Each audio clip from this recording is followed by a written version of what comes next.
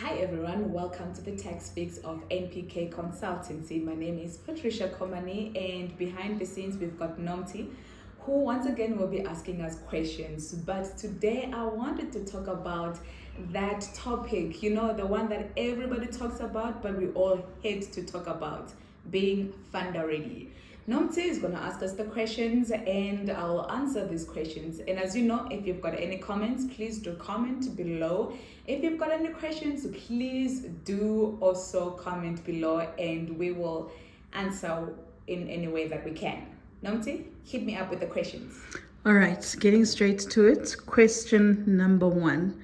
Why do funders ask for the following things or following documents, right? Okay. Firstly, a tax clearance. Why do funders ask for a tax clearance? Yes. Well, if you think about it, the tax clearance says a lot about how you manage the business, right? What does the tax clearance say? The tax clearance says that you are compliant with your tax matters with SARS. Right. SARS adheres to or manages the regulations of the Income Tax Act and all the other different legislations when it comes to tax, right? Right. So the reasons why then the funders would ask for a tax clearance is they want to know, do you comply with those legislations, right? Do you comply with what the country is saying you have to comply to? Because if you're not compliant with those legislations, what guarantee do they have that you're going to give their money back? True. What guarantee do they have that you're going to comply with the contract that you're getting in with them? Right. So the fact that you are compliant, it gives them some sort of comfort that if you are doing that, then most probably the chances are high that you will comply with them too. Right. That's good. So the second document would be bank statements. Why do funders ask for bank statements? Bank statements. Okay, so with bank statements, right, we always say numbers tell a story. True. Bank statements tell us the relationship that you have with your business. And I'm now specifically talking about the kind of businesses that are owned by an individual, right? And Right. then that same individual is the director. If your business account consists of your personal transactions and your business transactions, then that is telling us that you are not really separating the two. You look at your business the same way you look at your bank account, right? So now if we see Chicken Licken, and not because it was a business transaction, but because you are going somewhere and you are hungry and you just felt like, you know what, I'm gonna order Chicken Licken, or you know what, I see this Gucci handbag and it just looks great on me, so I'm gonna buy that Gucci handbag. If the bank or the funders are seeing those transactions on your bank statement, or must I say better, on the bank statement of the business, what it says is you don't know how to separate the business and your personal transactions. True. You are not really managing the business's funds the way they should, and therefore what guarantee do they have that the reason why you are requesting for those funds would be what you're actually going to use those funds for? And what guarantee then do they have that those funds then will be able to bring income to the business, and therefore the funders be able to get their money back because now the business is generating income? Wow. Sure. Okay. And then the next documents that I believe are equally crucial Okay. are financial statements. Why do funders request financial statements? And you're right, they are equally crucial, right? Yeah. So if we go back to the bank statements will tell us the current situation, right? Right. They'll tell us the current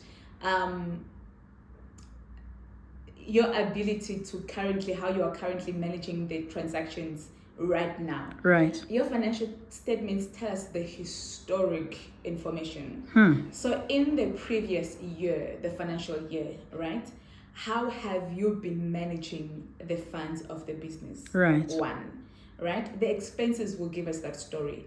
The kind of expenses that the business has, right? are these expenses necessary or are they not necessary? So that tells us how are you managing the business, right? Yeah. And then the second thing would be, what is the total income that the business actually has made? Okay. And the income that the business has made, can we then assume that it's gonna make more income if we actually give these funds to this business? Or is this business a risk? What kind of business is this, right? Yeah. All of that information, you find it in the financial statements. And also you've got now an area where you've got your assets, the kind of assets that the business has, the kind of liabilities that the business has, right? Does the business have a lot of liabilities? If the business has a lot of liabilities, are they in a position to be able to pay us back? Should we add on those liabilities and give the funding that the business is requesting for? Right? So your financial statements will tell us that. How is the business, where's the business getting the cash flow from? Is the business getting the cash flow from the sales, or is the business getting cash flow from liability? Right? And then the liabilities that it has, does the business have the ability to pay back those liabilities? Right? Yeah. And then are they able to pay us back, as I've mentioned before? Yeah. So your financial statements then literally tell the funders the story that they want to see, which is, are you a risk or are you a great investment? Wow. That has been very informative and insightful. So from me, no further questions. Yeah, so I think most of the times we always wonder, like, why are funders really asking us these questions? Yeah. What is the need for this? There's just a lot of red tapes. What we need to do then now is switch the mindset of that, right? And say, okay, fine, these documents actually speak of my business on my behalf in rooms that I'm not in. Yeah. And I need to make sure that as the manager, as the director, or as the shareholder of the business, these documents are saying or are putting in there a narrative that I want us to have. Yeah. So yes, that's all from us on this. Make sure that your company is compliant, because compliance is not just a matter of legislation, but it's a matter of ensuring that your business is saying the right things about you and about the prospects of your business. Until next time, bye. Bye.